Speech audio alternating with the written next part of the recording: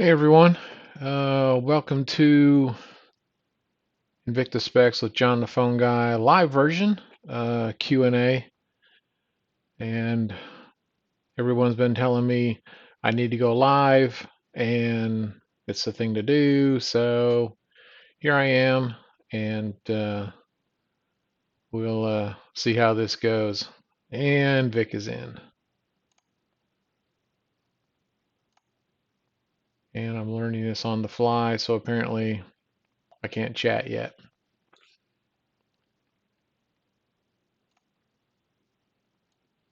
Hold on a second.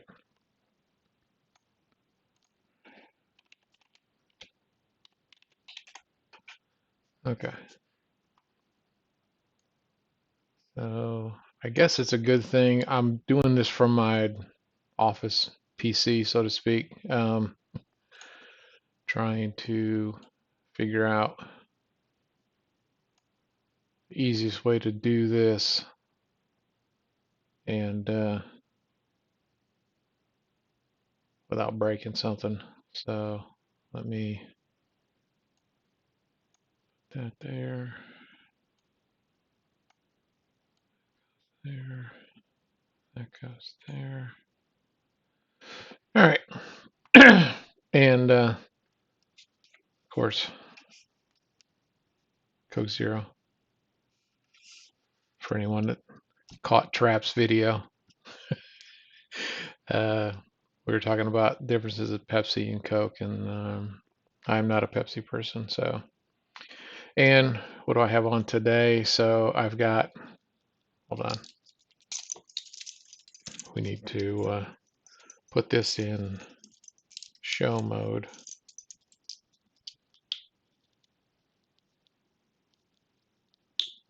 So we have the, sorry, Coalition Army in titanium. Let's see if I can get this without it blurring out. There we go. There it is. So that's what I've got on right now. Also brought a couple. So I've got this Speedway. Ha, no dates on it. I'm good. And got a tourbillon. Thought it'd be good to talk about a tourbillon if anybody wanted to. And of course, the Russian Diver anniversary. This was the first one that came out on the 2018 cruise. And date check. Look at that. Date check is clean. So this is a bit different. I'm so used to just doing things with my hands and talking about something. So I kind of thought, let's open this up and possibly have people ask questions about different parts of a watch or just general conversation about it. I really didn't have a set format, so just thought we'd kind of go through and talk about a few things. Of course, I do have my scale and my calipers in case anyone wants to talk about anything. Yeah, that Grand Octane Torby, it's amazing. I absolutely love it. I didn't really get a good shot at that. So let's see. Get her to calm down for a second. Come on. There it goes. Yeah.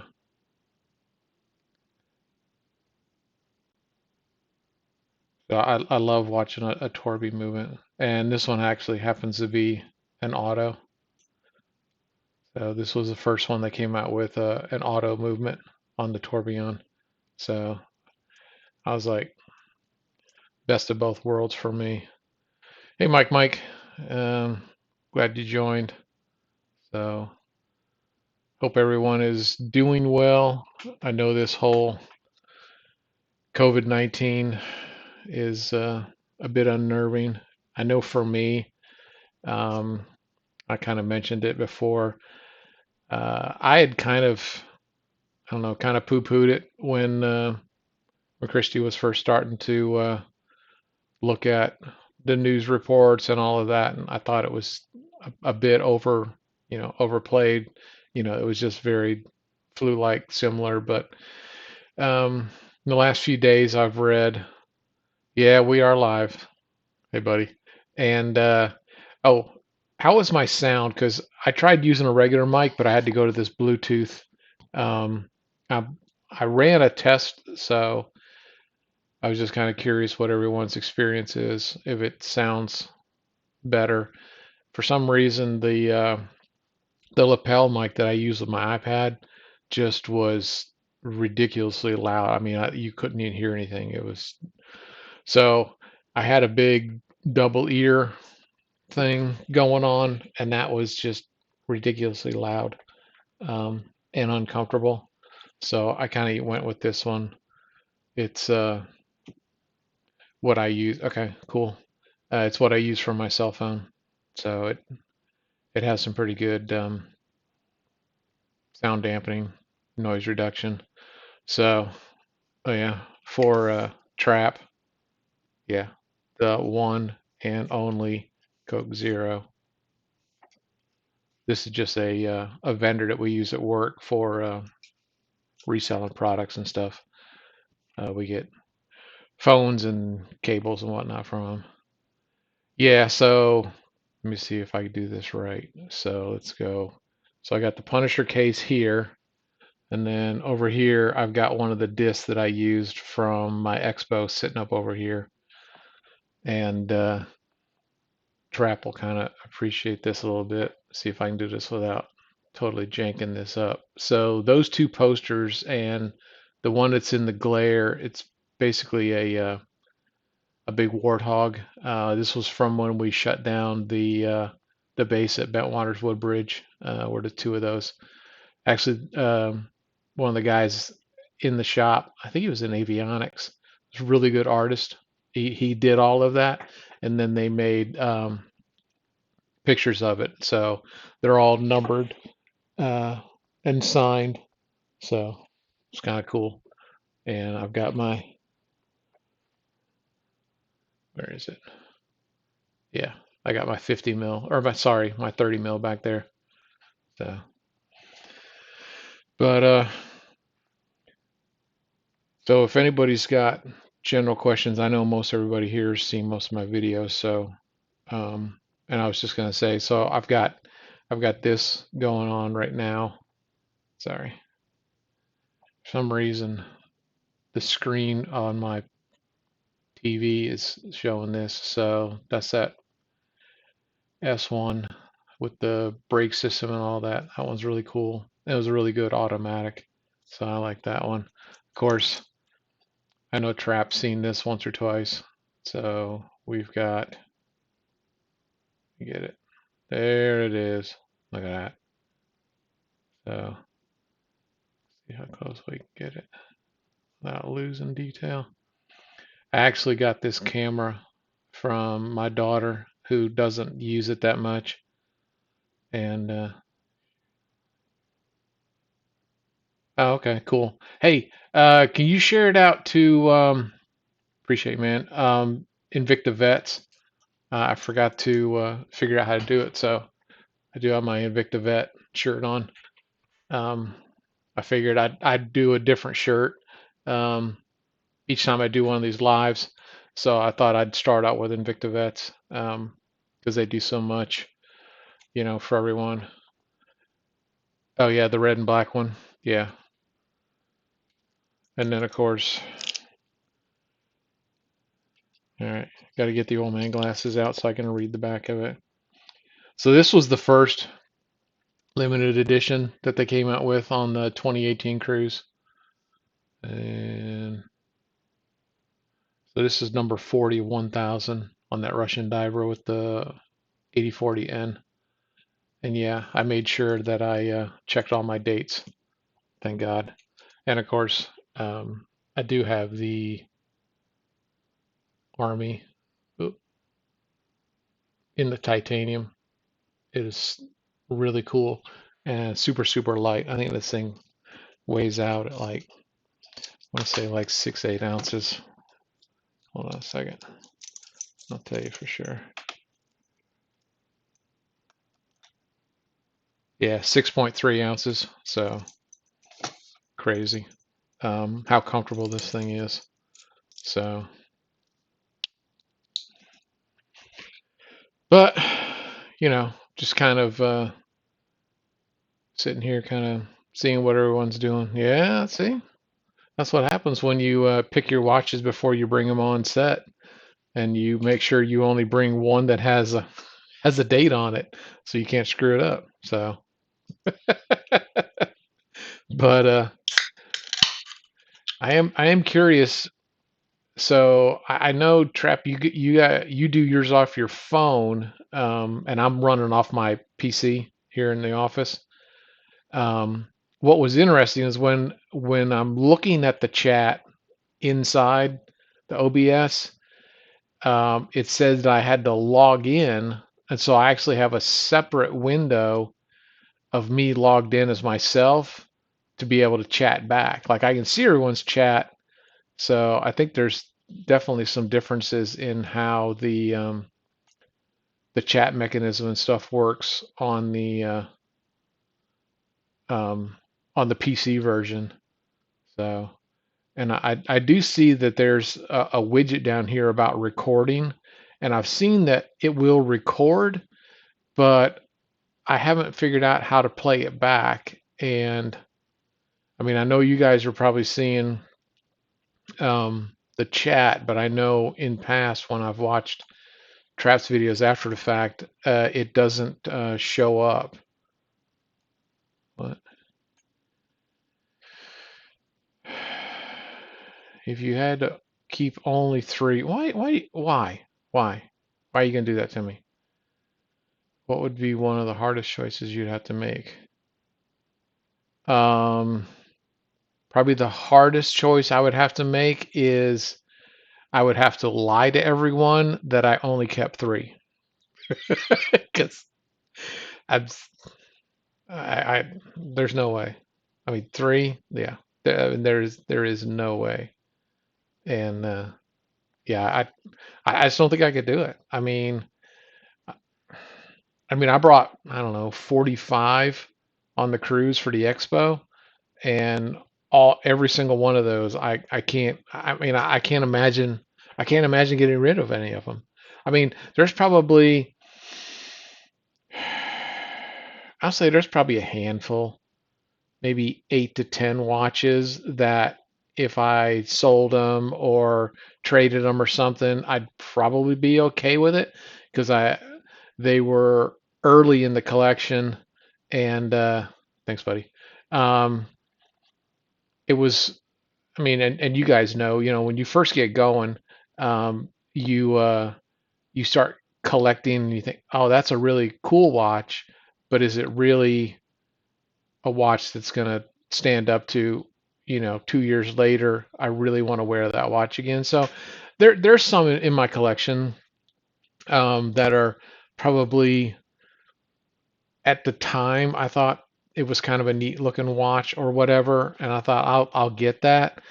But now I'm not sure. Like I said, there's probably maybe maybe about a dozen, um, maybe more. I mean, I probably could pare my collection down. So going back to the keep only three, I could probably pare down to I could probably get down to 75 without losing too much sleep. But that it would be a tough 75. I'm just honest. That would be a tough one to do. Well, with the way I'm buying them, the next one that comes in is the one I wear the most. I do love the automatics, um, because I love watching the movements on them, especially a Ronda. I know you've got that chaos, and it is just amazing to watch how smooth and how consistently smooth. Like I talked to RJ about this a little bit, and he was even mentioning that some of the Salitas will have a skip in it, so they'll be going smooth, smooth, smooth, smooth, and then they'll jitter a little bit. Um, I've not seen it personally, but I'm not gonna second guess RJ. So he's probably seen them a lot longer than I have too. But the R150s, um, I got the diamond, and of course I got the meteorite. The mother of pearl, I was kind of hesitant on. I was like, do I get it? Do I not? When we actually got back home from the cruise, I think it was Wednesday, the shows came back on and they had it again, but they still had it at the cruise price. And I'm like, I just got to have it. I mean, I absolutely, I like the watch a lot. I love the design, the bracelet on it. It's just very unique. And just having another Ronda, I'm in love with that movement. If we could do, seen what? You never seen that one? The Chaos? You didn't see the Chaos, Mike? It was on the cruise. Was it Sunday? Yeah, no, I hear you on that one, Vic. I mean, yeah, I probably go back to my Venoms um, a lot more if I didn't have such a variety to wear. I do enjoy wearing some of the unique ones. The Damascus is one that's very unique, and I love wearing that. The Chatham and Dover vintage, of course, a tourbillon. I mean, how do you go wrong with wearing a tourbillon? Oh, the Sleeta move. Yeah, I like I said, I've not personally seen it. I'm just going off what conversation I had with RJ. Um, so, I mean, I personally like the Salida movements. I'm kind of partial to the 200 over the 500, um, only because I appreciate the complication of what the 500 is and the way you can actually have a full-blown chronograph functionality inside of a mechanical watch. I mean, that's impressive. But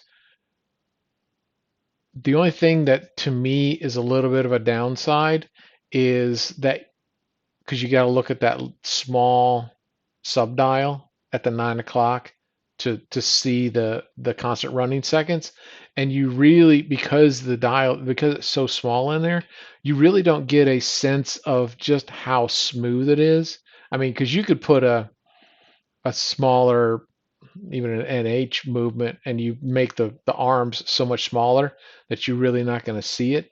So that's why I like the 200 better. And especially like with the Heritage Collection, it's a clean dial. If you're going to do any sort of diamond or meteorite, I prefer three-hand movement because it allows you to just utilize more of the dial face for the material that you're trying to work on.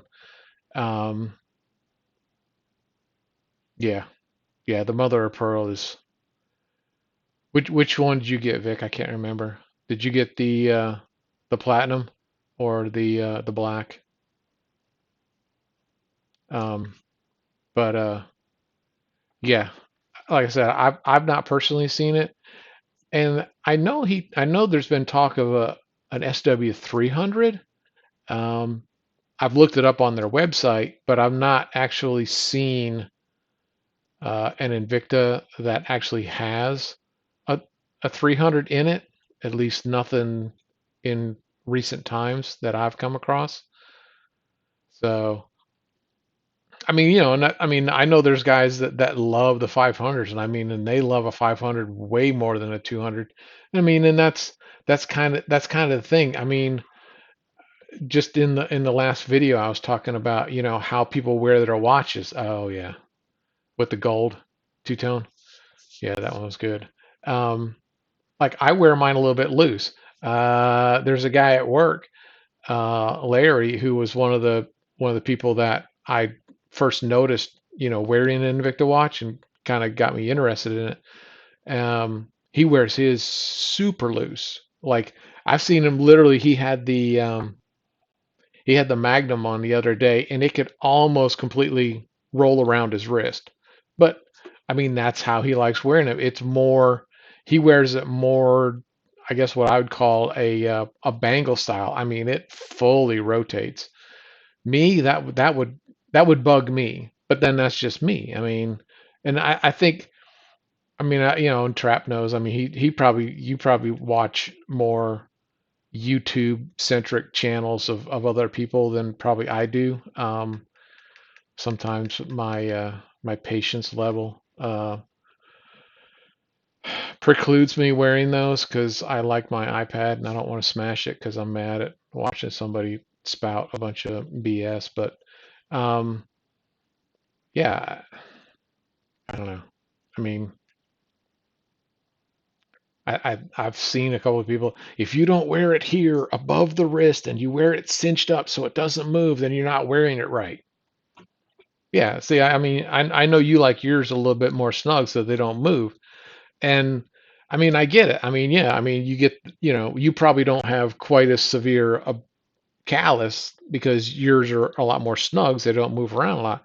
Mine, I wear mine a little bit looser, like mine, mine will slide up and down on my wrist some, and and it'll bang. This one's not bad. Now this is the titanium, so, but I mean, what kills me about so many people that are out there and they they espouse their opinion as if it was a factual event.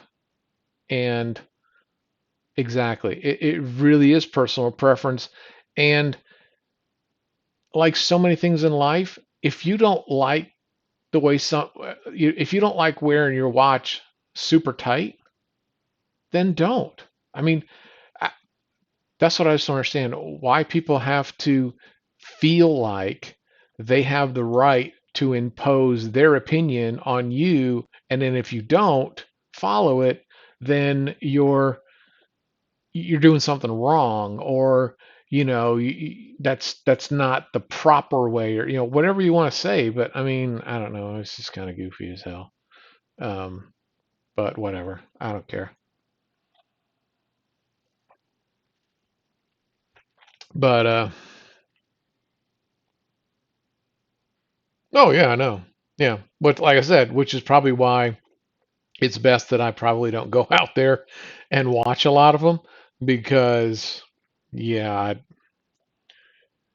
I know you find this hard. I find it hard to hold my tongue. I know that's a hard concept, knowing me that, I mean, I tend not to be too vocal about things, and, I don't want to hurt anyone's feelings, but, yeah, I mean, I just don't understand it. I mean, if you don't like it, then that's fine. Um, I have known people um, that they live, breathe, and die by their own opinion, and that if it's not, yeah, amen, brother, amen. I mean, it's like armchair quarterbacks. There's so many people that want to sit there and tell you how you want to do things and everything. Come on down. We'll have a conversation face to face. But you're not gonna because you feel the anonymity and protection of a virtual presence in someone's life, that you feel that you have now the right to just expound and pontificate all you want, and no one can do anything to you. Hmm, that may be true. But I'm not going to watch your channel because I don't want to give you the views or the time or the thumbs up or thumbs down, um, and waste my energy on someone that I just don't see eye to eye with you. And if literally in your comment you know, the title of your video is, you know, should I buy an Invicta watch, blah, blah, blah. 9 times out of 10, it's going to be a bash. And I just don't care. If you don't want one, and it's one thing if you want to, and I know we do this a lot, all of us together, we'll be talking during, Shop HQ or that's a good one. Um, something like that. And there's certain watches and there's certain materials and movements and things like that that it's like I, I'm not digging it. I mean, I'm really not digging it. But and that may be a conversation that us that we're chatting directly with each other or something that we would have a conversation about.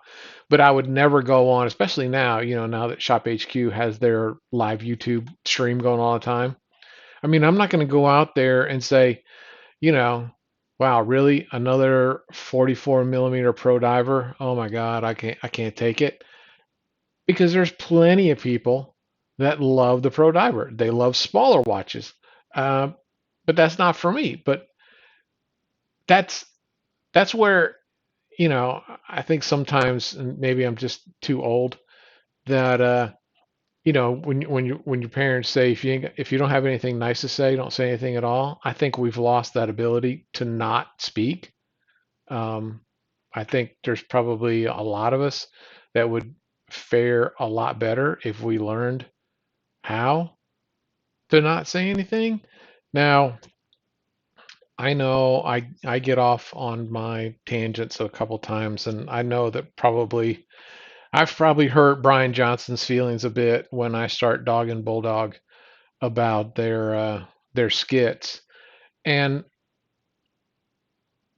I'm really not trying, and I try not to be specific as far as attacking the person either doing the skit or whoever came up with the idea, but I think what happens is they I've seen it in person. Well, I mean, you remember when we were at the Lennox store, they had like 6 or 7 of those things.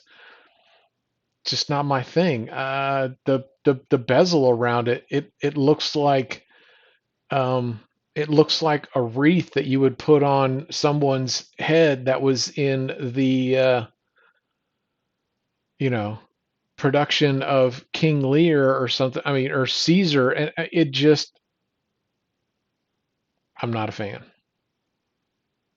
There are plenty of people that had the Hercules on the ship, saw a ton of them, and they were really proud of them, and they should be because they like it.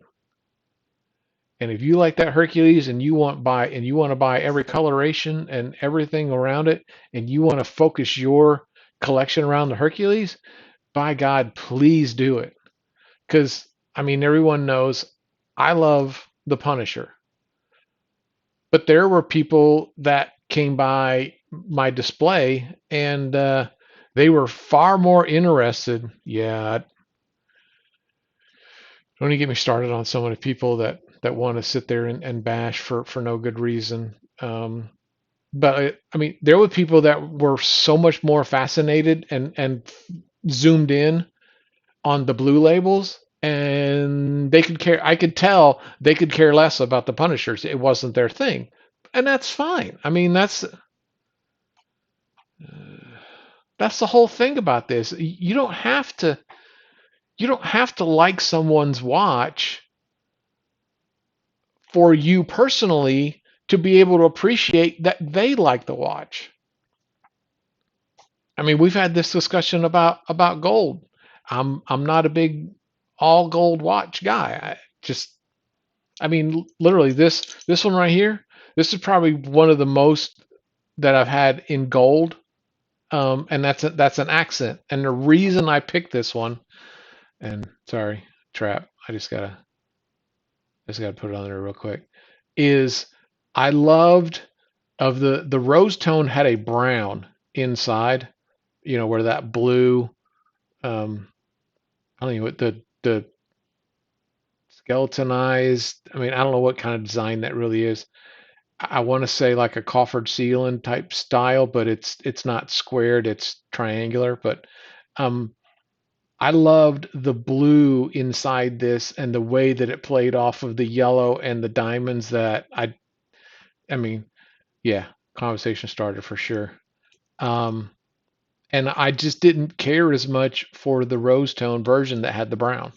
Um, I think it's unique, but yeah, exactly. I mean, there's no need to bash, and which is probably why I've limited here lately my personal exposure, I should say, to Facebook.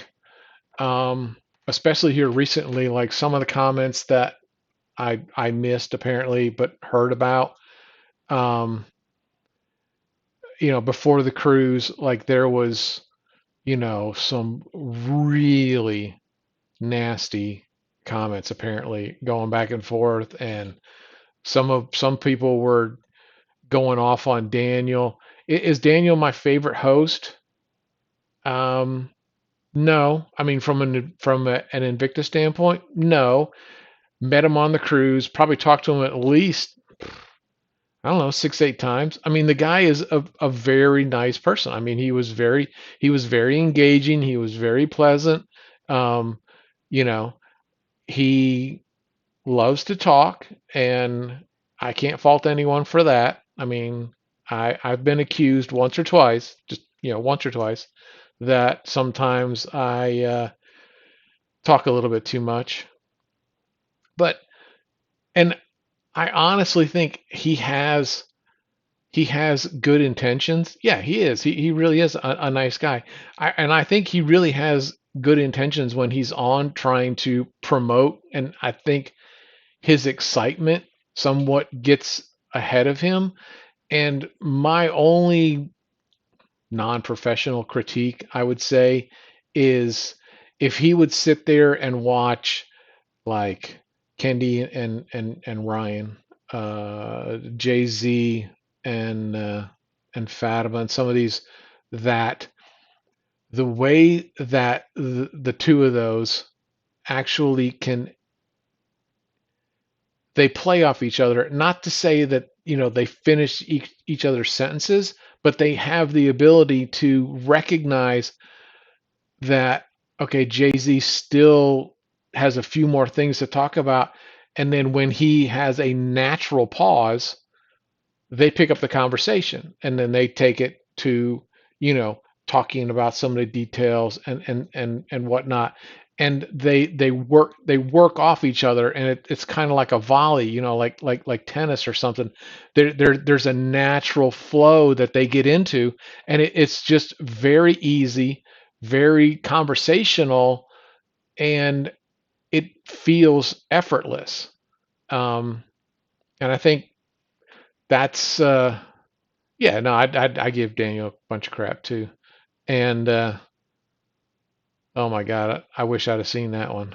I'd have recorded that one for you, buddy.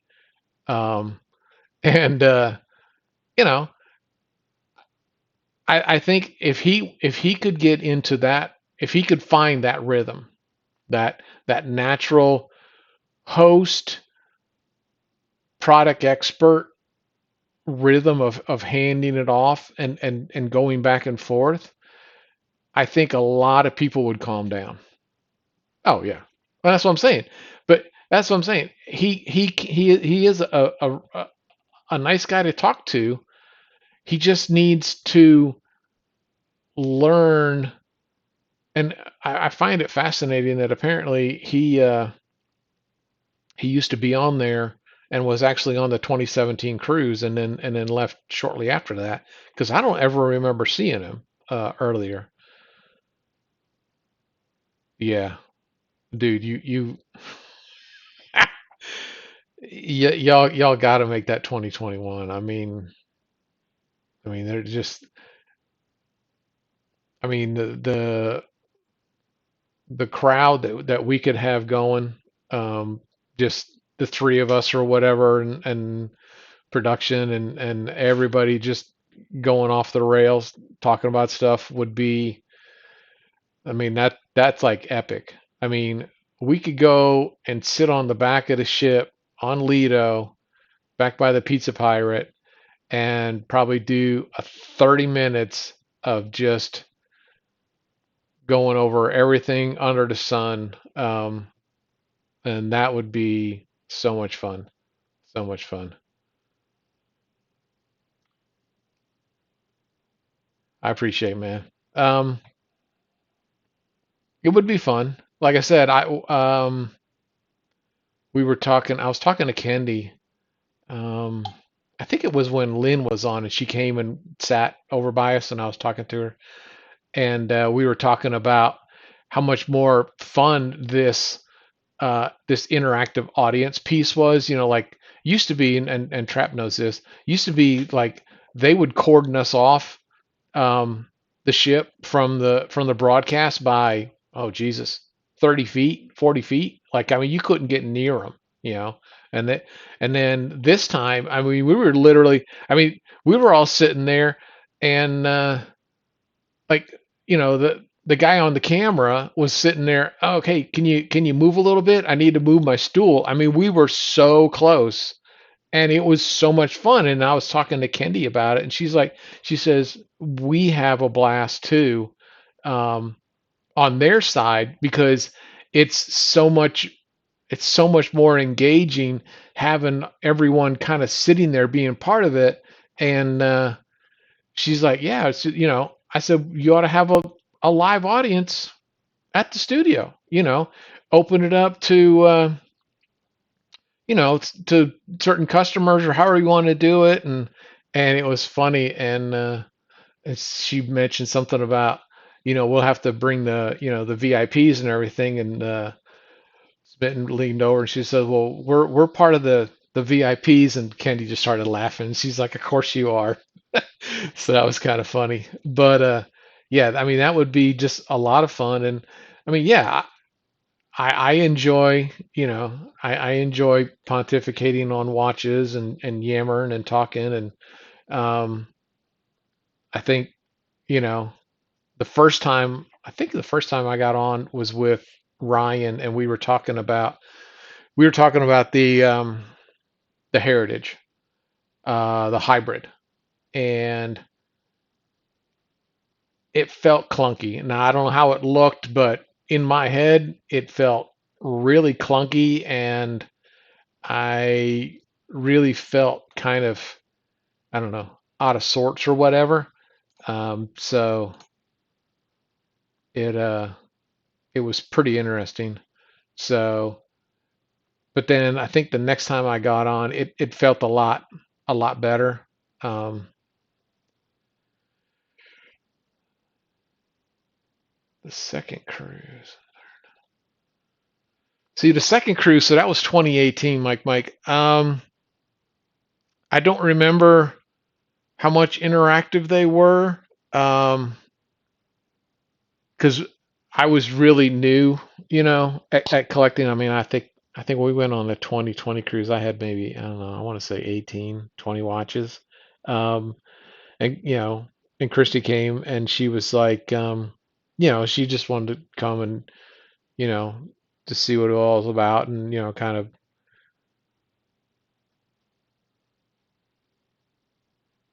Oh, it does. Okay, cool, man. Uh, yeah, I think I submitted one of hers, but I couldn't remember. But that's cool. So they go. I'm assuming if that's how the VIP goes, then they're looking at your address and seeing that you're both at the same, residence. So that's cool that they don't make you have two separate accounts. Did you? Yeah. See, 2018, I was so far back behind in the scenes. Like I didn't even, when they were doing the whole meet and greet, when they were in that one club where you had to walk down to get to the stage area and everything. I mean, we were in there watching everything. We just kind of stood back and was just watching everyone interact and taking pictures and everything. And it was, yeah, yeah. This year, yeah, okay. This year was, I mean, it was so much. It was so much more fun.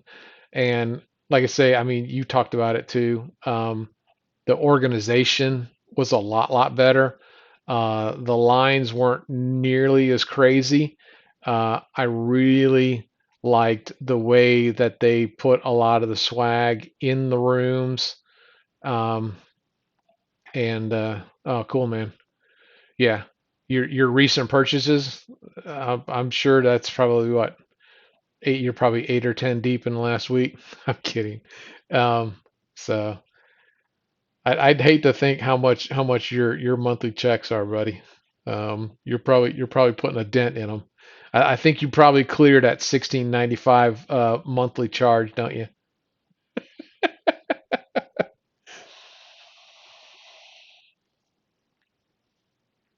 You know what?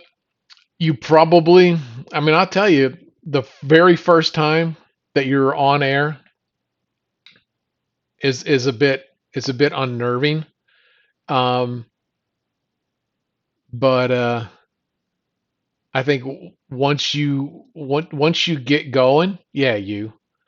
Um, I think once you got going, hey Witsack, um, once you got going with the talking and you forget or you try somewhat to forget the cameras and everything, like like I said, that first time I was on with RJ, I was so much more focused on looking at the watch and looking at him and looking at the watch.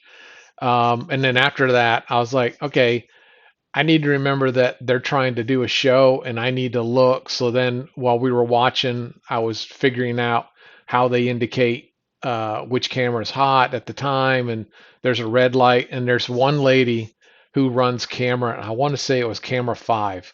Um, every single time she gets ready to go to make her camera live, she goes like this. Oh, she goes like this. She snaps her fingers by her camera every time. It is so funny. It's just like, so I literally tried to, look more up at people and the cameras to follow, to try and engage a little bit more with people instead of, everyone looking at the top of my head or something like that because I'm looking down. And for the wrench, what do you want? You want to be a moderator? Mm, I don't know. That could cost you. Speaking of, let's see. No, that's not what I want to do. Hey, Trap, you'll have to tell me how to set up moderators. I'm looking, but I don't see it. Um, I'll have to hit you up on how to do that.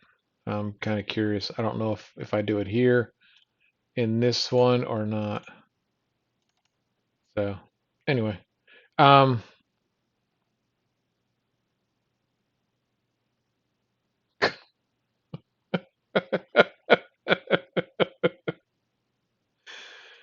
yeah.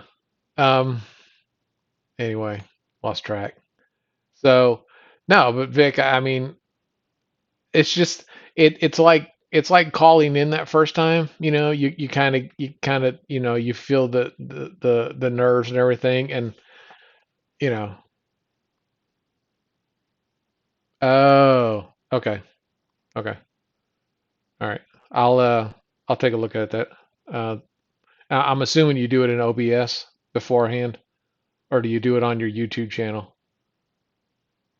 Like, is it you control moderators through the Streamlab OBS, or do you actually do it from your YouTube channel? I'm assuming from OBS since that's the live version, but okay, I'll play with that. Um, I am kind of curious.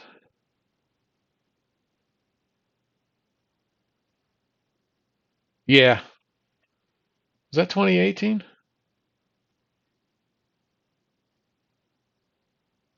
Was that 18 that had the Magnum, the Diamond Magnum? Or oh, okay, do it on YouTube. I thought that was 19. No, that was 19, dude. the Magnum Diamond with that late night that I was burnt to a crisp. That was 19 with with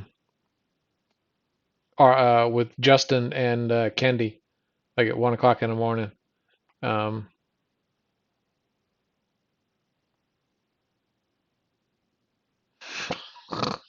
you're killing me. You're killing me, Smalls. You're killing me. I will make you a moderator when I get the chance to figure out how to do it. Promise. All right. So you can kick people off all you want. Just go to town. Um, but yeah, now that one, I don't know, maybe I was just so burnt I didn't care, but I do remember and I have watched that one on 2019 and I don't think I ever, in fact, I know I didn't. I never looked at the camera. I was looking at, so I was here. RJ was over, yeah. So I was looking at RJ and, sorry, Jay Z and Kendi the whole time, or looking at the watch. Um, but I know I never looked at the camera. It just, or looking at the monitors. Like I noticed, with their monitor system, like how to. Um, one is live. The bottom one is live. The one above it is what's on the broadcast, and there's about I want to say it's about 8-10 second delay. And then off to the side, they had like a little iPad or something, laptop, and it had information about what was going on with what was selling and things like that. Of course, I mean, to probably get the real feeling of having everything, and that would be having the line mic and the producer, because there's two different ear packs. There's one that is just for like producers, and then there's another one which is like if they're doing call-ins or things like that, so that they can hear what's going on that end, but they're separate. And the reason I know that is when I was watching everyone get hooked up, they're calling out which host has which number so that they know how to punch them up to talk to them independently and everything. So, and that was really cool too, is seeing all the effort around getting everyone mic'd up and all the process of how everybody sets it up. And I really have to say, I mean, there was so many of the crew that I met this year that I hadn't met before. Um, and that was a lot of fun to really meet everybody and to kind of really put a face to not even really a name, but a face to what's going on behind the scenes that, when they're in the studios that we just don't see. I mean, all the guys and gals that were running product all over the ship, and I mean, taking care of all of that, and it was really interesting. So, um, but kind of getting back to some of the topic is you know somewhat of a Q and A piece of if there's something that somebody had a question about or wanted more info or wanted me to show them something. Um, and I think what I may do the next time, and if anybody's watching this, um, if you want to ask a question, but you think, I don't want to ask and have everyone see the question and think that I don't know what I'm talking about, or how could you ask such a silly question or whatever. You can always DM me on Instagram. That's probably going to be the fastest way to get to me. Uh, Messaging on Facebook, I check it every once in a while, but not nearly as much as I'm on Instagram. Um, so that may be a way to for the next time when I set one of these up. that I could have a list of questions, ahead of time and kind of go through and answer some of the questions and whatnot. So yeah, yeah, interactions. You did not do observations. You were all over the place. Don't even act. You just didn't want anybody catching you on camera interacting with anybody. That's the real crux of it right there. You just wanted to run away whenever you saw a trap in his camera.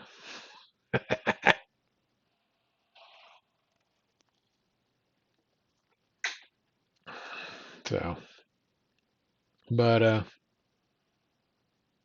don't know. What do y'all want to talk about? I'm kind of that one. When you caught her on camera at the Q&A with AL, that was about I was dying laughing. That was the funniest thing I'd seen in a long time. That was hilarious.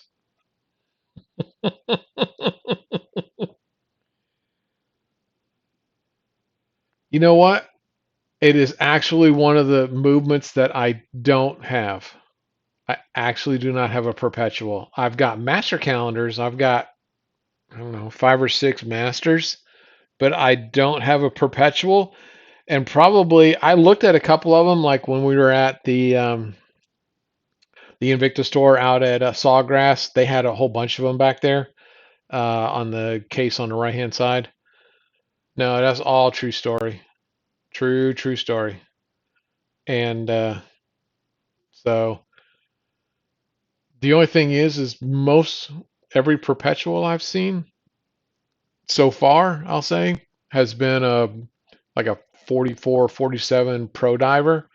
And it hasn't the watch itself hasn't been something that I would say, oh wow, I really like that.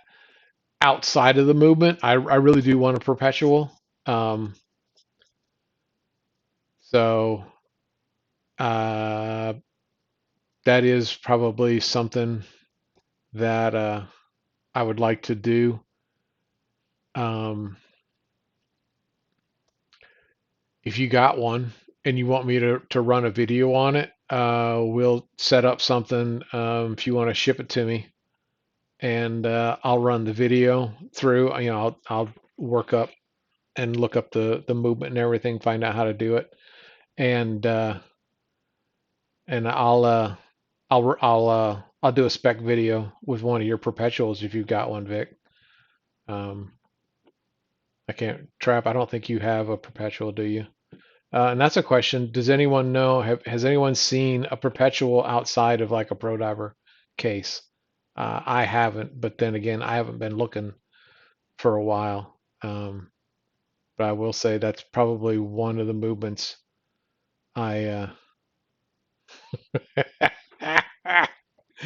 uh, really, dude, I'm seriously trying to hold. I do not want to buy. I do not want to buy anything right now. I looked at my value pays and through at least probably May, and that was painful to look at. I'll just put it to you that way. And we've had conversations about how many value pays I've had, but I've got, yeah, I don't think I can do it. Oh, that Magnum diver? Mm, I don't know. I don't. That excursion may make me jump. That I love a good excursion. That Magnum diver with that really tall bezel and everything, and the really tall station markers and all of that. It's one of those that'd be like, yeah, that's kind of cool to have, but is it something that I would really wear much past a few times? Probably not. Um, I do think it is a cool design with that huge, massive side crystal that it has. But yeah, I know. Technically, yeah, I know what you're saying.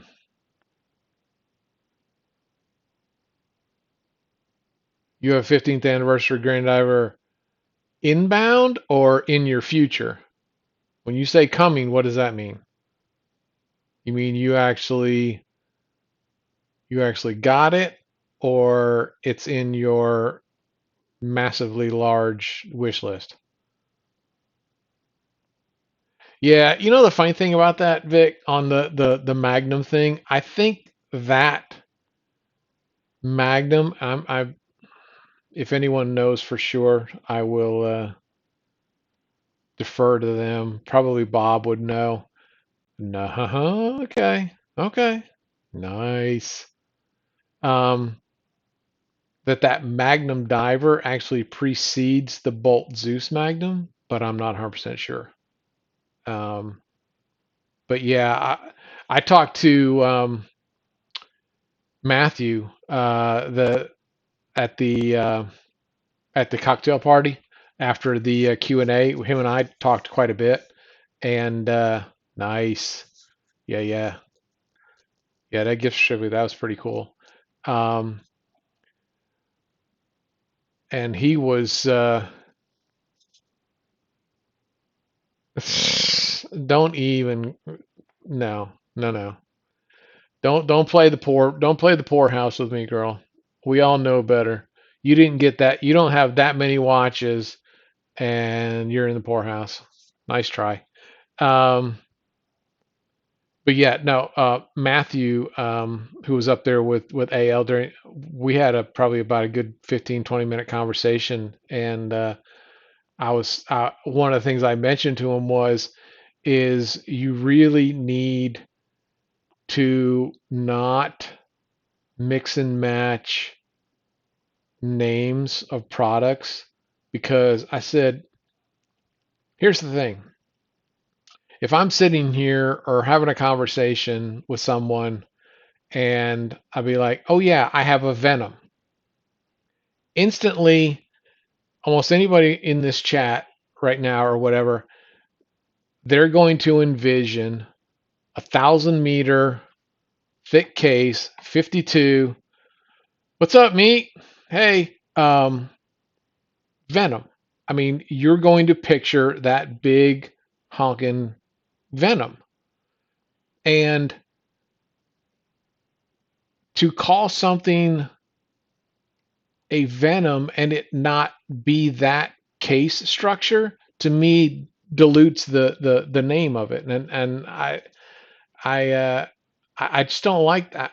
I like to be able to say, I mean, you would never call a SAS something else. I mean, a SAS is a SAS. I mean, we all know what a Sabaco specialty is. I mean, I mean, that's like a Bolt Zeus.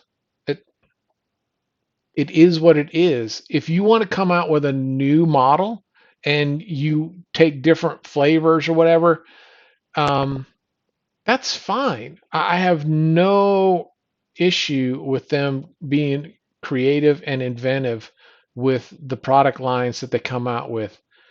Pick a new name. That's all you got to do. Pick a new name, and we're all happy. I mean, that's like that 52, was it 50, 52 millimeter generation 3, whatever you want to call it, Sea Hunter. That's not, to me, a Sea Hunter. A Sea Hunter is a friggin' 1 pound battle weapon that's heavy as crap. It's huge, and that's a Sea Hunter. Everything, if, yeah, yeah, that to know Venom. Oh my God. Oh my God.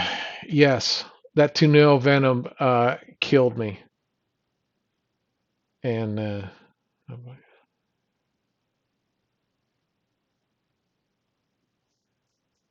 well, get ready to budge then, because I guarantee you there is probably going to be some Diamond Master Calendar and Torbies coming up in the near future, buddy.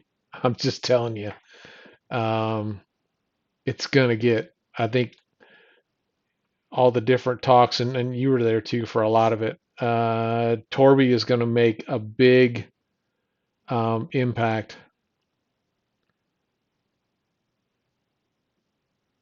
Yes, that venom, I believe, is the one that Vic was talking about too. It's a tonneau venom, and it's it's not a venom. If you want to call it a tonneau, what was it? What was on it, Vic? Was it a cobra, king cobra, or something like that? If you want to call it a tonneau king cobra, by all means, go to town.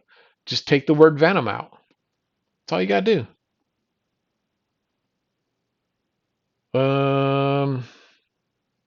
No, no, I'm not getting rid of that, Torby.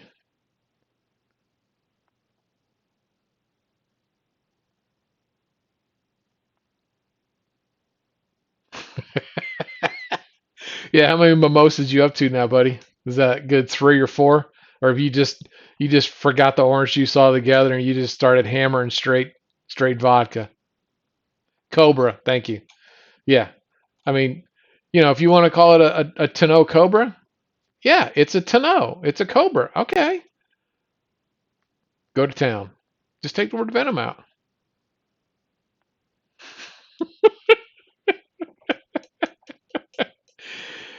Uh, yeah, I agree. The new Hydromax, yeah, that's probably one of the bigger ones too. Yeah, four. That's what we're talking about. Yeah, the Hydromax, to me is not a Hydromax. Even even this guy, you know, an Excursion Elegant, but if you look on the back, it says a Russian diver. I really like this watch a lot, and just so everyone can tell, the date is right there. So the date is right. I love this watch. I really like the movement and everything about it, but is this really a Russian diver? No, it's not. It's just not.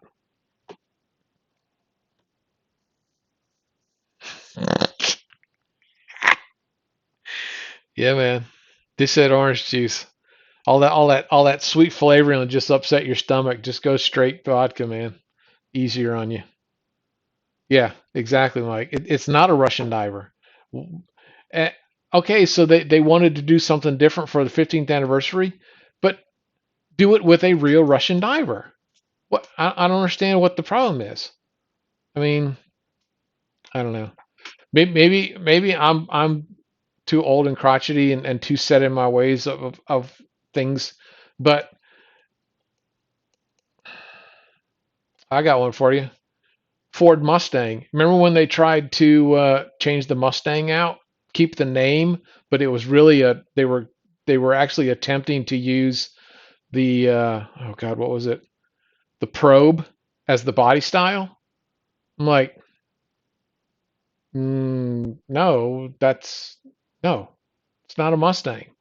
Don't call it. I mean, yeah, is there body changes? Sure. I mean, you've got 65s and up, and then you went through the Mach 1 stages and all of that, and God forbid, we survived the like the Cobra with the four cylinder. I actually had one with the unibody. Um,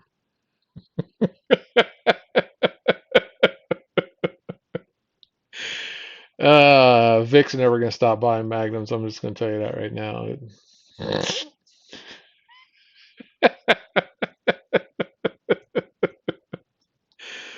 But I mean, that I mean, there's certain things that evoke. It's a mental picture of what something has without you ever having to see it. Grand Octane. Okay, I get it. Back when it was under the Imperius line, a Grand Octane was actually the oh my God, and I just forgot the name. Damn it. Someone help me out here. What was the old name of the Grand Octane? Um, it's going to come to me right about some time someone says it. Uh, Arsenal. Thank you. Whew, almost had it. Yeah, the Arsenal. So yeah, you move lines and you change the name. All right, I'm okay with that. I mean, it's all still somewhat in the same family of everything. Yeah, thanks, Mike. Um, but um, you know, X-wing. I mean, hey, Darnell, what's going on, buddy? Um, I mean, that's like an X-wing. An X-wing is an X-wing. I mean, don't don't muddy the waters by trying to call it something different other than the X-wing, which is a really cool idea. And in fact, speaking on that one, I can't wait for that distressed version that I saw on the cruise. That thing is so awesome. I mean, it has this just real mechanical, um, you know, battle tested look of it. I mean, yeah, that new one is going to be amazing. But yeah, I mean, there really should be a reason that you name something because name recognition means something. And I don't know, are they gonna? And he even said a lot of times that by the time it gets all the way up to them at the approval level, there's already been a name attached to it. And my point to that would be, okay, tell your people, don't do that. You know, I mean, but and Trap and some of us we've kind of talked about this, and AL even mentioned it in the Q&A is no one, including him, and especially him, could ever have anticipated the explosive growth that they've seen over, I'd say, the last 10, 15 years. Um, and I think probably the biggest thing that I don't think anyone would have anticipated or even tried to market would be the family camaraderie collector group that has come of that. Um, I mean, there's no, to my knowledge, there's no other. Yeah, I bet you got some inventory to do. You might want to check some dates, get some plastic off. Probably got 10 or 15 mummy wrapped. Um, but yeah, I don't think anyone could have ever anticipated this this group that we call the Invicta family. Um, I just don't know how you do because I think these are the kind of things that the reason I think it's so sustainable from a perspective is because of the organic way that it came about.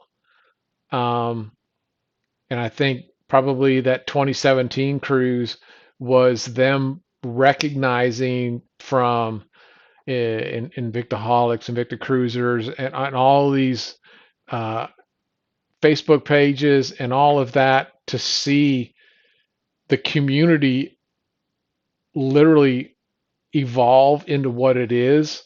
And they're like, we need to leverage this and talk about it. And, you know, even now, I mean, we're all watching Shop HQ and everything. I mean, they make mention of the groups, they make mention of some of us collectors and everything. And we have become so much a part of what it is to be part of the Invicta family. I think that's one of the biggest draws. I mean, there's probably no one in this whole entire group, that I'm talking to right now that I would have ever met had it not been for uh, the watches that we all collect.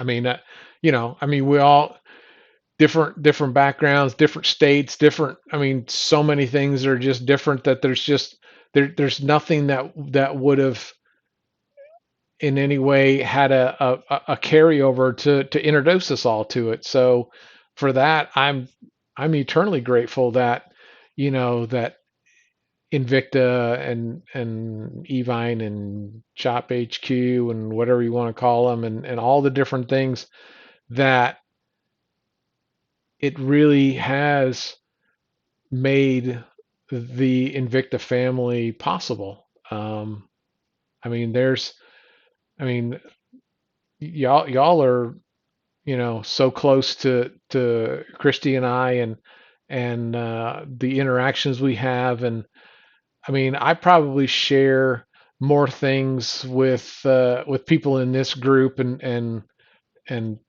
and all of that than I do, some of my family members. And that's not to say anything about, you know, that it's different or that I don't like my family or anything like that. It's just we've bonded over something that exactly, yeah, a whole nother level. We've bonded over something that gave us a common platform to to to come together and have conversations. And I mean, does that mean that every single person on that ship that we just got off of, that I would agree with their politics or religion or way of life, or I mean, whatever you want to say it, blah blah blah, how they raise their kids, just spew it all out. Maybe not, but in in being around everybody and enjoying each other and taking that aspect away from it, I think opens up the ability to meet and see people for who they are and become a little more open-minded about everyone and everyone's perspective, and to actually give you, I know for me it gives me a way to try and understand and relate to someone else's life experiences that I either haven't or will never experience. I mean, we live in different areas. We've grown up differently, raised differently, um, different religions, different political slants on things. I mean, there's so many things that I just would never have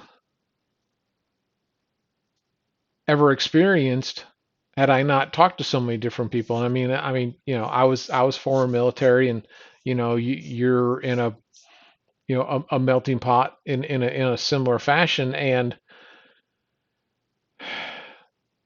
I don't want to say that the Invicta family is similar to the military in a direct um, correlation, because the bonds that you have with your brothers and sisters at arms, is something that you can't duplicate. Just is. So,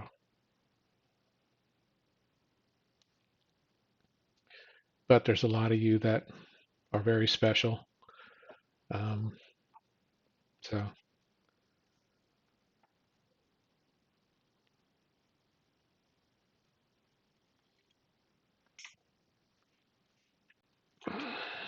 yeah, exactly. I mean, there's so many of us now. A lot of us met on the cruise, and that's once a year. Some of us meet a few other times. But yeah, I mean, I know a lot more about Vic and Janet's lives than I probably know about, you know, other people that I've met, people at work or whatever. Um, because you have so much to talk about, and so much that is in common. And so, hey Shannon, thanks for joining. I've been rambling off at the mouth for about an hour and 15 minutes now. So, but I appreciate you joining. We've I started off talking about some watches, and we've just kind of went in and started just kind of talking about the Invicta family as a whole and what it means to some of us. And so, but yeah, no, I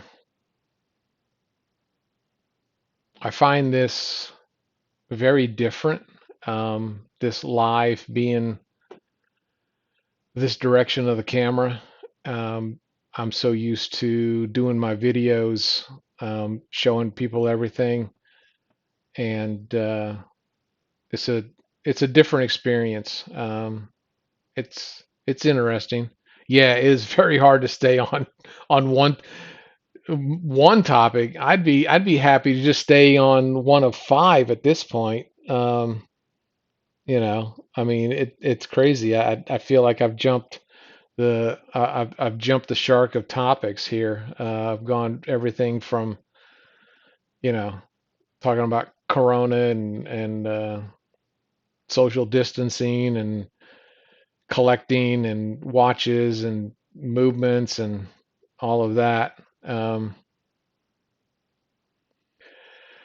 Dude, I am so far behind on building watch drawers now. My dad actually I've got a 45 slot case upstairs, the wood part, because he builds them for me. He is much more adept at woodworking than I am, and he has a boatload of tools. He builds the wooden frames for me.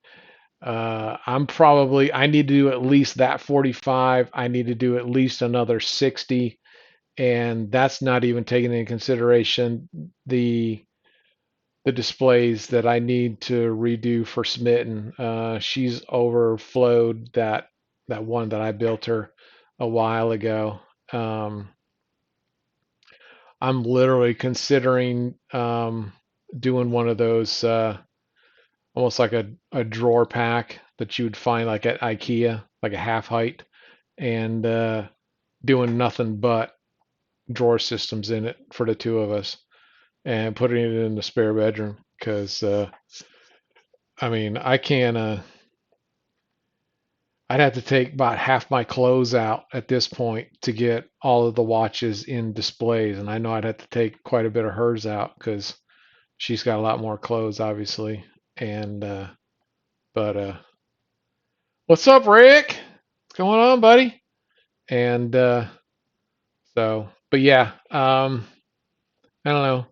Maybe now that I've kind of got myself at the house for a while, and we kind of talked about that a little bit. I'm actually one of the people that's in a higher risk category. I've had pneumonia um, 3 or 4 times and been hospitalized for it. And I'm also diabetic, so those two factors apparently, I don't know the science behind it, but puts you at a higher risk to be in the severe category if you get it. So that being said, uh, I have the ability to work from home. Um, I have a full setup. I'm actually talking and using my home PC, which I have a TV monitor in front of me, and I've got two flanking monitors I use for my laptop at work, and I've got phones and like headsets and all that crap. I got everything I need. So yeah, overflow issues, no joke, man. Yeah, call Pete. I don't want to speak ill of anyone, and I have spoken to people at Shop HQ that apparently Pete really is real.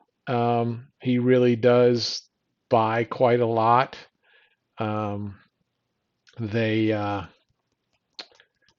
No one could actually validate their number. Um, so, but apparently he is a large purchaser. Now, my question on that is, how could you be that big of a collector and have not run into anyone, especially in Florida, that um, that you wouldn't run into another Invicta collector and say, hey, I'm Pete or whatever. I mean, um, yeah, okay, sure he is. You handling that for him, Trap? Are you his intermediary in the chat right now? He's got you in an earpiece and you're typing for him. That's funny. Um, but yeah, I mean, I'm not gonna call the guy out and say that he's a liar. He doesn't have that many or whatever. I just find it fascinating that you could have that many and have never run into a fellow collector that would say, "Oh yeah, I met him. He's got quite a collection." But anyway, that's enough on that topic. I'll uh, I'll leave that one for others to volley back and forth on. Um, so, but um, and then I guess probably for those who just joined, I did bring a couple watches down, so I will show you. So I do have the Coalition Forces Army in titanium. I put that one on, and I've got this S1 that I brought in case we wanted to talk about any of the details or anything, which I think is fascinating around these watches is some of the details around it um, and the parts. And then I got to show Trap's favorite. So I brought the Grand Octane Torby. And then last but not least, and this is kind of what we got talking about naming conventions. This is actually the Russian Diver 15th anniversary, but as many know, this is actually the Excursion Elegant case design. So, but and for Vic, I made sure all my dates were right, so it's all good. Um,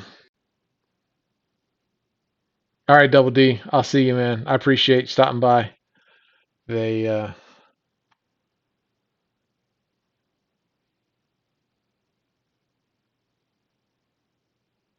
Who's in the war room? What are we talking about? Did I miss something? Yeah, right. And to not go to any of the cruises, you got that much. I mean, come on. If I had 1,900 Invicta watches, I'm sorry, but someone should be saying, "We will pay for you to come on this cruise. You have 1,900 watches. We will pay for you to come on the cruise." I mean, come on. That's just silly. Anyway. Yeah, the naming convention, we went down that road a while back, but yeah, I mean, it in the grand scheme, is it a big deal? No, but is it annoying to say, "Oh yeah, I have a Russian diver," and you think in the back of your mind, um, yeah, no, I'm not buying it. Um, you're thinking a traditional Russian diver, and I show you that 15th anniversary, you're like, "Oh, that's not what I was picturing." With like Venoms, and I mean there's so many Hydromax. Um, I think name recognition of a product needs to stay as name recognition. I think you muddy the waters and you make it harder for for us to have a general conversation around a watch. Obviously, we're not all going to walk around with all of our watches. Oh yeah, I've got this Venom that was such and such, and you're like, oh, you mean that to know? Yeah, but you know, I mean, am I still going to buy these crazy things? Yeah, I probably will. Um, exactly. I mean, he's 1900 and he's never been to a uh, any store. I mean, nothing. Yeah, that S1, it's a nice one because it's kind of rugged. It's NH, well, what is that? 38, I want to say. Open heart. Um, Not too heavy. I like the silicone strap. I wouldn't really call it a beater watch, but it's something that probably is a lot more comfortable. Um, yeah, there is. I mean, yeah. Uh, anyway, whatever is what it is.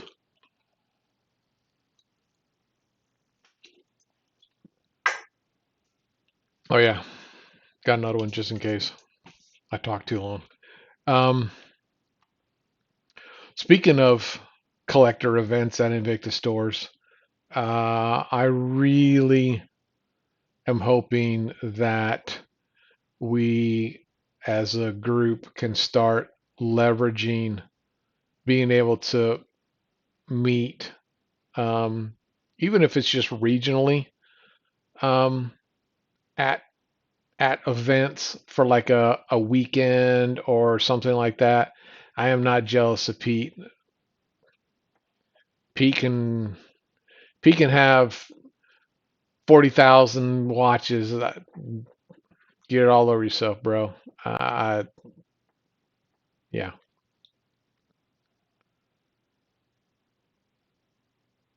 Yeah, no, I know, Ron, and that was one of the conversations we had around, the stores being released and the way they do it. Um, but I mean, I talked to RJ and Kendi about this, and I think I even talked to Matthew about, there are, going back, there are people that are not cruise people. They either don't feel comfortable, or they just don't enjoy it, or whatever it is. But to have something similar, I want to say like a convention, but that really, it's not really a convention in the normal scheme. Even if you think of like, Comic Con and all of that. I mean, there's so many other things going on, but in a sense, have a meeting, like a long weekend. You could do a Friday through a Monday or something, and have a space and do something similar to the cruise. Do some broadcasting, and even have like a similar kind of like breakout sessions, like have someone at the service center actually break apart a watch and look and see what the inner components look like, how they work. Like open up an NH35 and and talk about all the different components and what makes, a mechanical watch work. I mean, obviously, um, quartz, there's only so much because there's, it's a battery, and there's, electronics and everything that run it. Um, but I mean, I think that would be kind of cool, and to, and I talked to a few people, well, but then, everyone's not, you know, forced to interact. You could go off, like if it was like a casino or something like that or whatever, everybody doesn't have to interact. Well, yeah, true, but I mean, so what? I mean, if there's people that, I mean, there's people on the cruise that come with their significant others or whatever, and they're not really into watches, and they're down at the shops or at the pool, or they're going, you know, looking at jewelry, or whatever it is. I mean, you don't have to compact everybody on a ship for all of us to get together. I think just the ability for all of us to come together would make, everyone want to, reach out and see people that you can't see. I mean, there's just a lot of ways that you could interact with people on a regular basis. And maybe, you change the dates, and make it different for people, or and you change locations so that, some people, obviously understanding what they were talking about as far as why the cruise um, has to go out of either Miami or Fort Lauderdale, and that really comes down to all of the production equipment and gear and all the things it takes to put on the shows.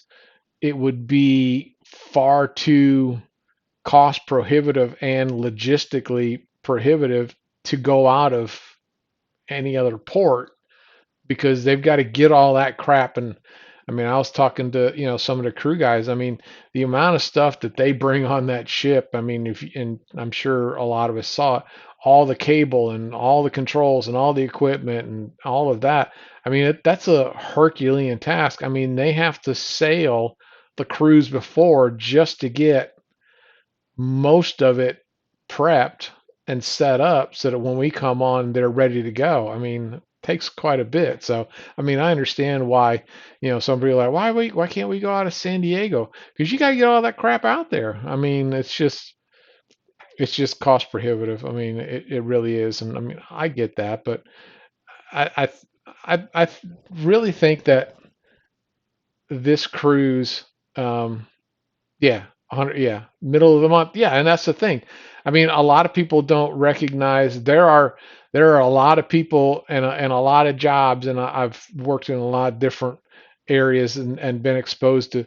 I know people that are in accounting, AR, and AP, and all of that, end of month close and things of that nature.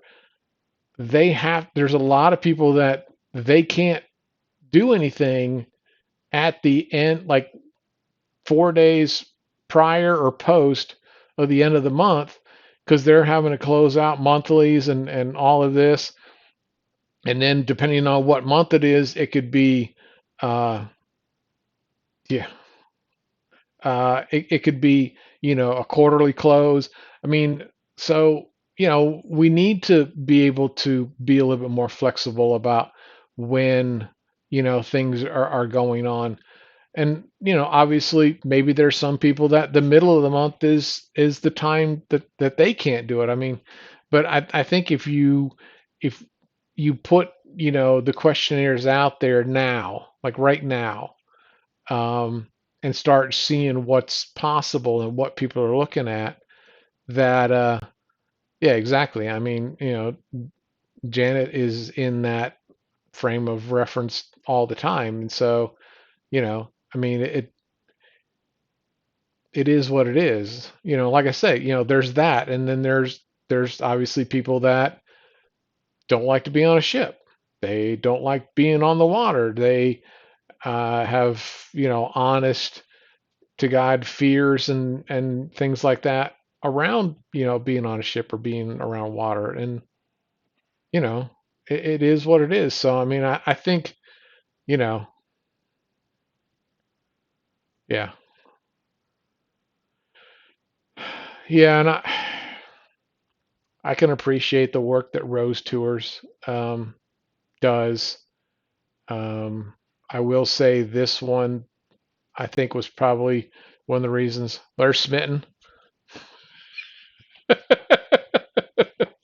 And you know, they're under a lot of pressure to do things, but I think the way that they handled a lot of the security aspects for people was a lot better.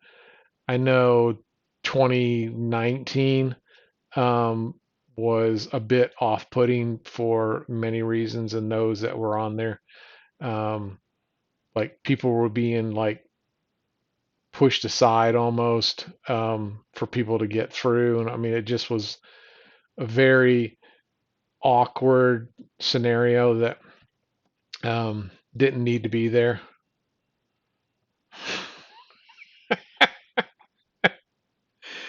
Yeah, I mean I can appreciate that. I mean, like I said, there was there's things that they did that I didn't care for, and I mean, like I said, I think this year was a lot better. I think just recognizing, I mean, it's like anything, you have to recognize your audience that you're dealing with, um, and understanding that, generally most of us are going to be, yeah, she already walked off.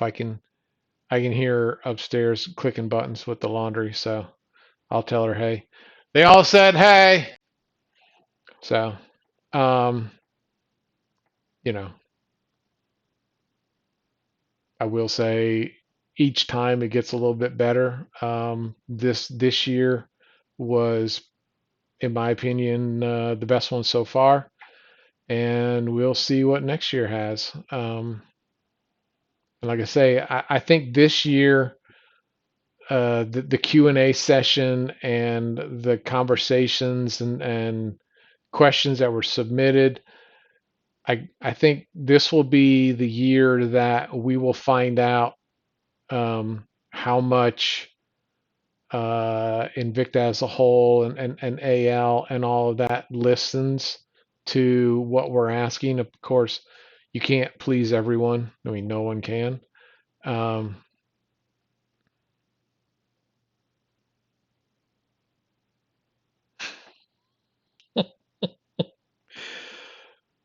yeah, I'll tell her all about your hearts and waving. I promise.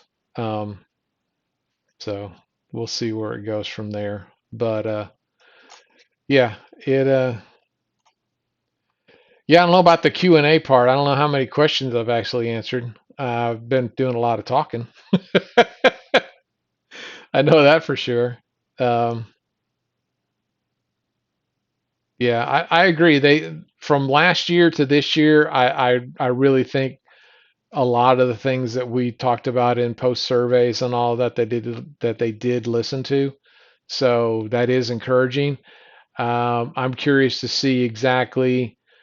Apparently, they're listening more on like women's watches. Hey, DC, um, you know, bringing more varieties. Like there's a lot of, a lot of women. I know Christy doesn't like the big watches, and she would like to have a tourbillon. Well, supposedly they're working on like about a 44 millimeter tourbillon. I mean, that would be awesome. I mean, I think as as more women collectors become a bigger force in their buying power. I mean, let's face it, that's what it comes down to. It's you can like something all you want, but if people aren't buying it, they're not going to produce it. So, I mean, that's the bottom line. You have to at least adhere to what people are buying. And sometimes people are like, "Oh, you make too many Star Wars, you make too many Disney, you make too many this," and then other people, "You don't make enough." And I mean, okay, I mean, the amount of different watches they come out with every year. Um, if you don't see something that you like, just wait a couple of months. Not even. There'll be something that you do. Cute and dainty. Yeah, yeah, it's all cute and dainty.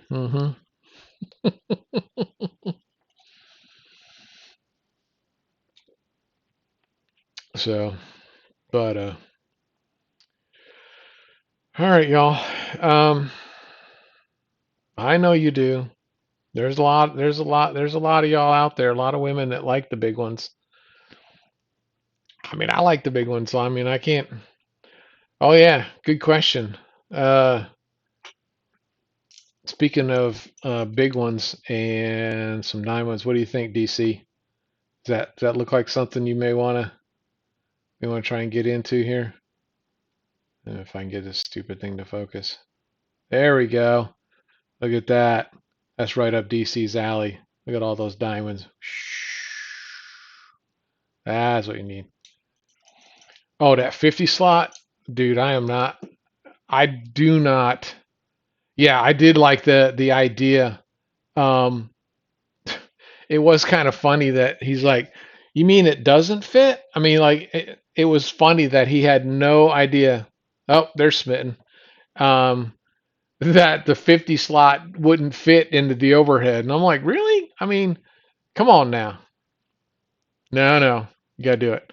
Um, but yeah, I mean, that would be.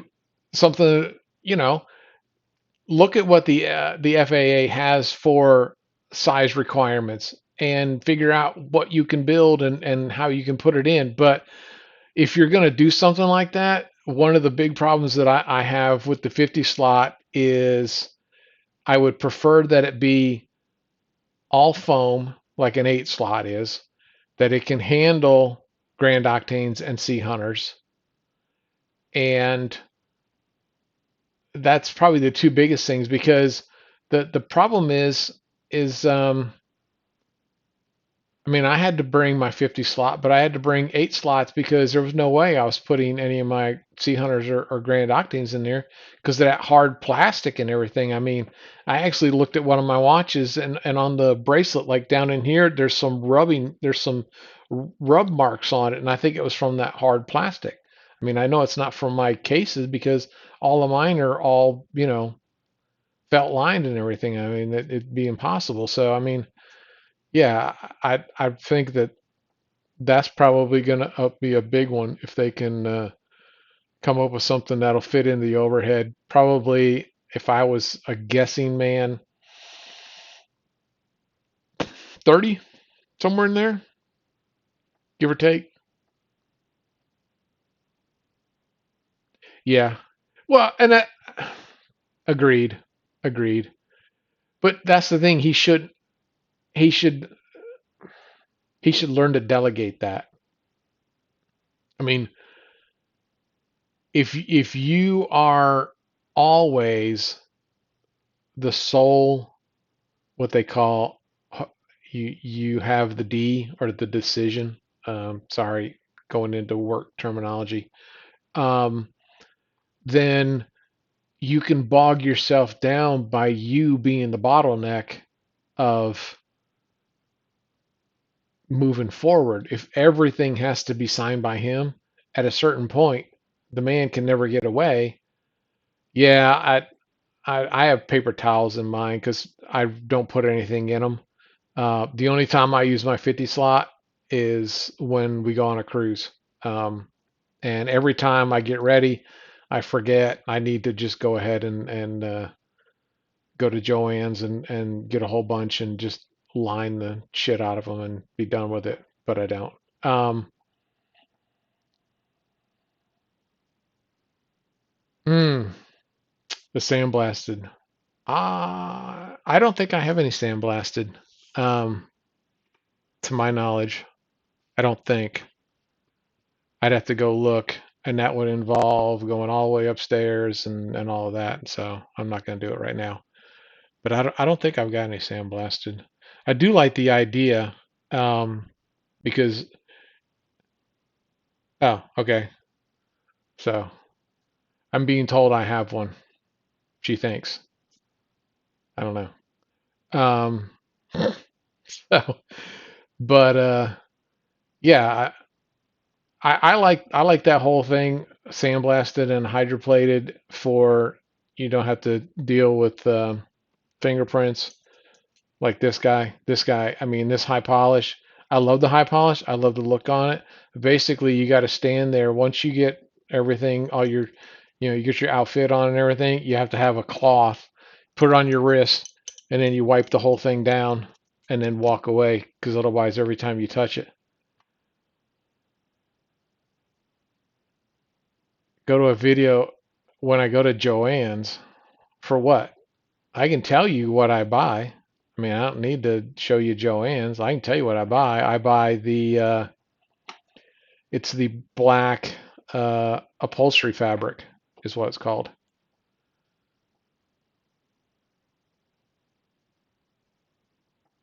Yeah, I agree. I mean, and that's the thing. Oh, picks up. I didn't think about that. It might. Um, you just need to back off on the cocoa oil rub down there, girl. Um, and that all that cuticle oil, like Ryan. So, all right, Shannon, good to have you. Um, but yeah, I mean, so back to AL and the way he does some of this stuff. I mean, I think true leaders need to have the ability to put someone in a position, give them the authority to make the decision, and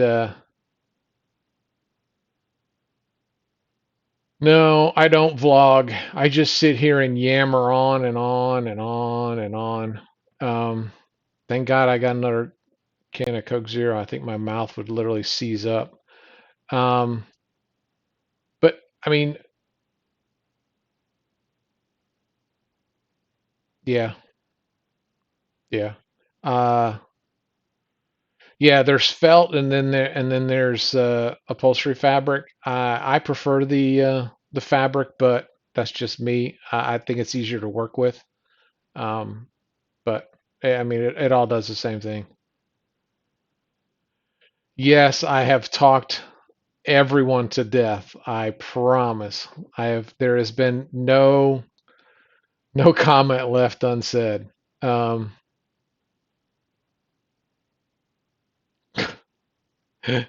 he's talking about going into Michael's and you can buy like the felt green, black, whatever color, and then you can cut out the squares and then lay it inside the 50 slot on the plastics to protect the sides of your watches on the bracelets and everything. So, but yeah, I mean, empower people to make decisions and delegate. So, you know, I mean that to me that's a sign of a leader that trusts his people that he has put in position. And all right, eyes front, my friend, eyes front. Um, to do the job. If they can't do the job, then get them out of the position. That's like the worst thing I think anyone can ever do is micromanage. Micromanaging to me shows that either you have lack of uh, conviction that you put the right person in a position, or you feel like um, someone's gonna like do your job better than you. But that's what you should do. You should always strive that if you teach someone to do your job, that's because you're being taught to do someone else's also, and that the natural progression. Um, yeah, I'm not a big fan of micromanagers. I've worked for a couple of them. Luckily, here lately, that has not been the case, but in my past, I had a couple of micros that would just wear me out. So,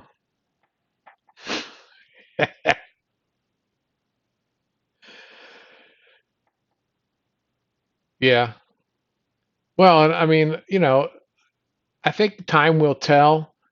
Um, like that whole thing about the trap, going back to the conversation around um, how organic this whole community has become. And I think it far exceeded anything that he had an idea of. Uh, I think if if he can recognize the value of having um,